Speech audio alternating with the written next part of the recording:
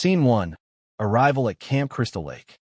The sun hung low in the sky, casting an orange glow over the dense pines that surrounded me as I parked my car on the gravel driveway of Camp Crystal Lake.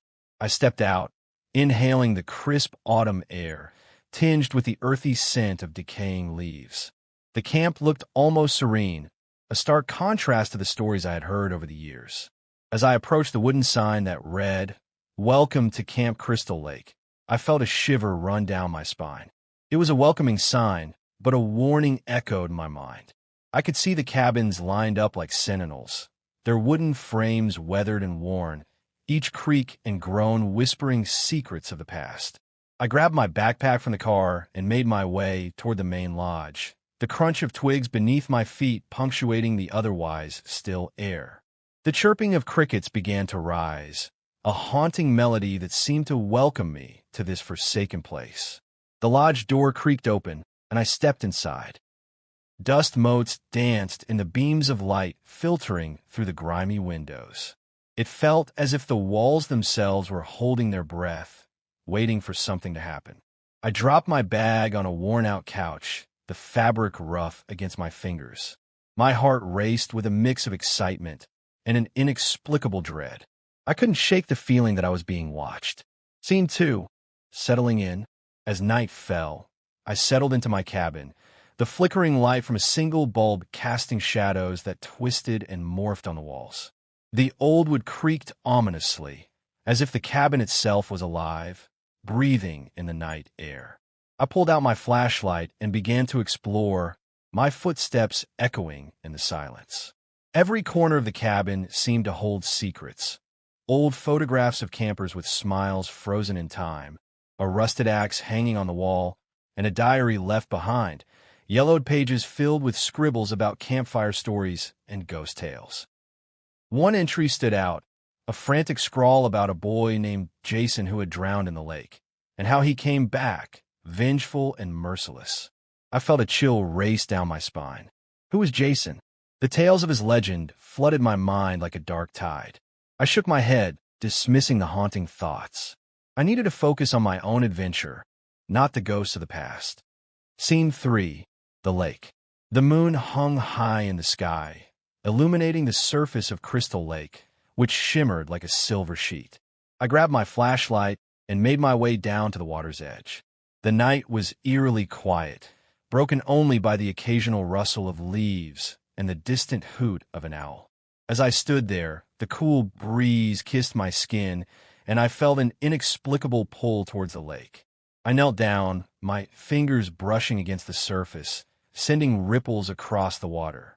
But then something caught my eye, a figure in the distance just beyond the tree line. My heart raced as I squinted into the darkness, but the figure vanished as quickly as it had appeared, leaving only the haunting sound of the wind. I shook my head again, trying to rationalize what I had seen. Just my imagination, I told myself. But the feeling of being watched returned, heavier this time, pressing down on me like a weight. I turned and hurried back to the cabin, the shadows seeming to stretch and reach out as I moved. Scene 4. Nightmares. Sleep eluded me that night. The cabin creaked and groaned, whispering tales of despair and fear.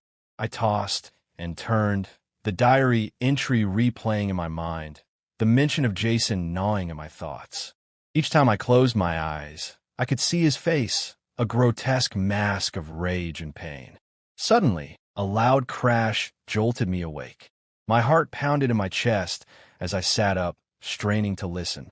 The silence was suffocating, and the shadows in the corners of the room seemed to loom larger. I grabbed my flashlight, the beam trembling in my hands as I stepped cautiously towards the door. The floorboards creaked beneath my weight, echoing in the stillness.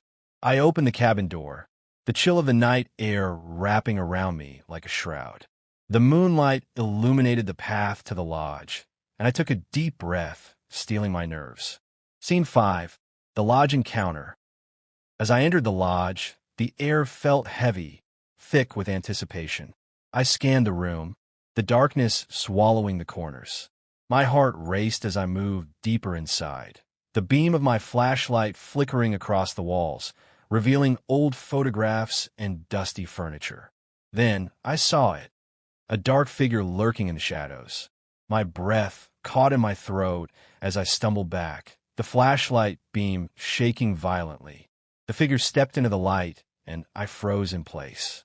It was Jason, the infamous killer, his hulking form clad in tattered clothing, his face obscured by a weathered hockey mask. My heart thundered in my chest, a primal fear gripping me. I turned to run, but he was faster, lunging at me with an inhuman speed that sent shockwaves of terror through my veins. Scene 6. The Chase.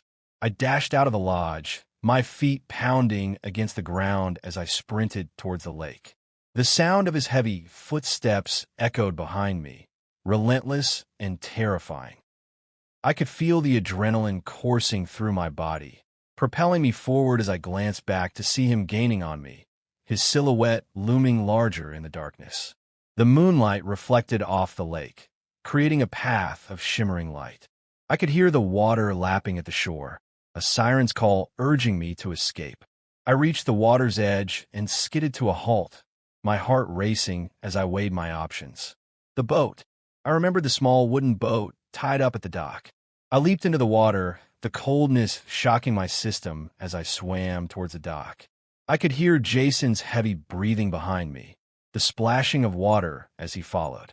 I reached the boat and scrambled inside, my fingers fumbling to untie the rope as I glanced back, terror flooding my senses. Scene 7. The Escape.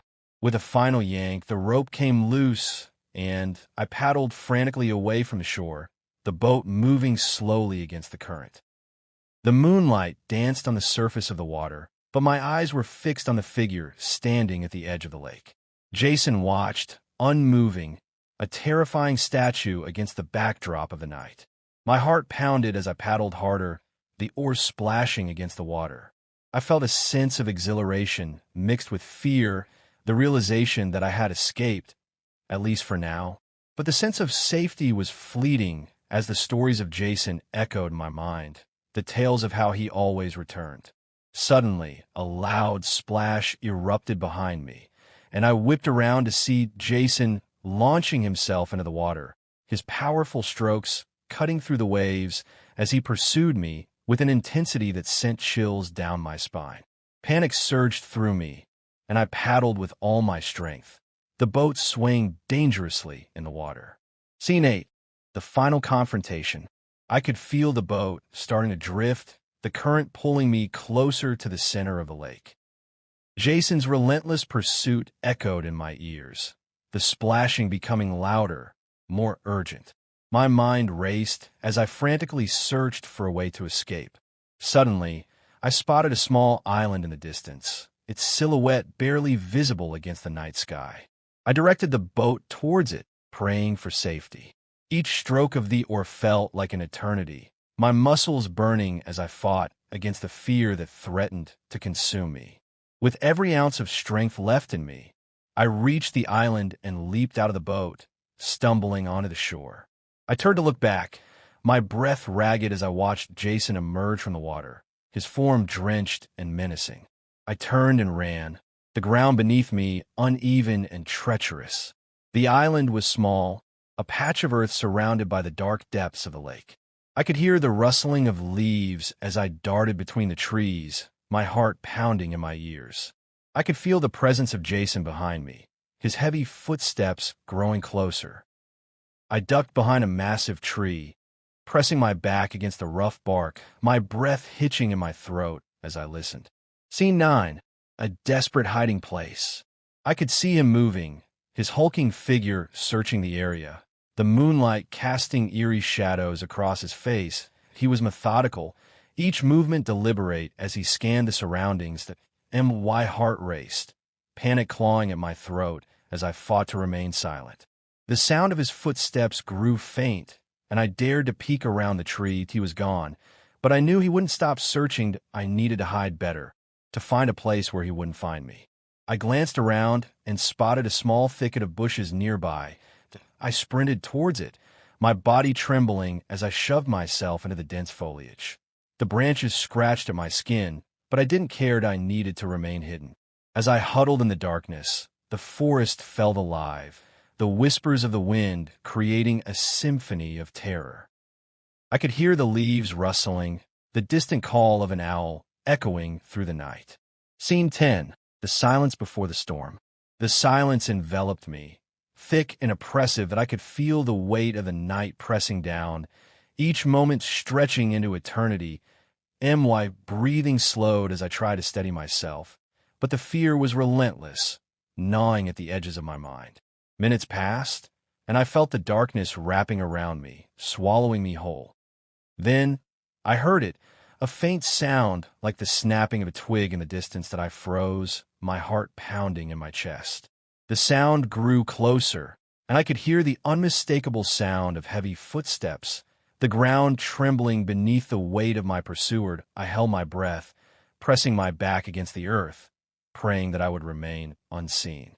Suddenly, a cold breeze swept through the thicket, sending shivers down my spine, that I could see a shadow moving between the trees, the outline of Jason's form growing larger as he approached. I squeezed my eyes shut, willing myself to disappear, to become one with the earth. Scene 11. The unraveling. But then, just as quickly as he had appeared, the footsteps faded away that I opened my eyes, the darkness swallowing the light as I waited, my heart racing. Had he left? Was I truly alone? I dared to peek out from the bushes, scanning the area for any sign of movement. The trees stood silent, the night still as if it held its breath. But just as hope began to bubble within me, I heard a low growl, a sound that sent chills running down my spine. Jason was close, too close that I could feel the vibrations in the air, the tension thickening as I realized he was no longer searching. He was hunting that I needed to move, to escape while I still had the chance. With trembling hands, I pushed my way out of the thicket, my heart racing as I sprinted in the opposite direction. The forest was a maze of shadows, and I could hear the rustling behind me, the sound of branches snapping as he pursued me once again. Scene 12. The final stand. I stumbled through the underbrush, my breath coming in ragged gasps as I fought against the branches that clawed at me, that I could feel the weight of his presence behind me, the darkness closing in as I desperately searched for an escape. In the distance, I spotted a beam of light cutting through the trees. The lodge. Hope surged within me as I sprinted toward it, the sound of Jason's footsteps echoing behind me, relentless and unforgiving. I burst through the doors of the lodge, slamming it shut behind me. My heart raced as I leaned against the door, my body trembling with fear. The silence was deafening, the air thick with tension as I scanned the room for a weapon, anything to defend myself. I spotted the rusted axe hanging on the wall, and I sprinted toward it, grabbing it with shaking hands. My heart pounded in my chest as I turned, ready to face whatever was coming. Scene 13. The confrontation. The door crashed open, and Jason stepped inside, his hulking figure blocking out the light. Fear surged through me as he advanced, his eyes hidden behind a mask, but I could feel the rage emanating from him. I gripped the axe tightly, my hands slick with sweat as I faced him. This was it. There would be no escape this time. As he lunged at me, I swung the axe with all my might, the blade connecting with his shoulder. He staggered back, but it only fueled his rage that he charged at me again, and I dodged to the side, the axe swinging wildly as I tried to keep him at bay. The fight felt like a blur, each movement a desperate attempt to survive. Scene 14. The shattering moment. In a moment of sheer adrenaline, I managed to land another blow. The axe sinking into his side, he let out a guttural roar, and I felt the floor shake beneath me. But he was still coming, and I knew I had to finish this. I darted around him, my heart racing as I searched for an opening. The lodge was filled with shadows, and I could feel the weight of the darkness pressing down, threatening to swallow me whole.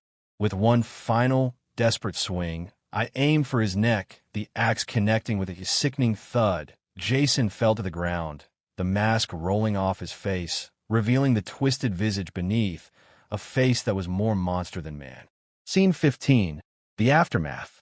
I stood there, panting, the adrenaline coursing through my veins as I took in the sight before me. Jason lay motionless on the ground, a stillness settling over the lodge. The shadows that had once felt so oppressive began to retreat, and for the first time, I felt a flicker of hope. But as I turned to escape, a low growl rumbled through the air. I froze, my heart in my throat, as I realized this nightmare was far from over. I sprinted toward the door, my mind racing as I pushed through the threshold and into the night. The world outside was illuminated by the moon, but I could feel the darkness lurking, waiting for me to slip. Scene 16, the final flight. I ran through the camp, the cabin standing silent as I dashed toward my car. Panic surged within me as I fumbled for the keys, my hands shaking uncontrollably. I could hear the sound of heavy footsteps behind me, relentless and closing in. With a final burst of energy, I jumped into the car, slamming the door shut as I started the engine. The roar of the motor filled my ears as I glanced in the rearview mirror, my breath catching in my throat as I saw Jason emerging from the shadows, his gaze fixed on me. I threw the car into gear and sped down the gravel driveway, my heart racing as I glanced back one last time. The camp faded into the distance, but I knew the horrors of Crystal Lake would haunt me forever. That's the end of the video. I hope you enjoyed our Friday the 13th base story. Make sure to like, subscribe, and turn on notifications for more scary stories.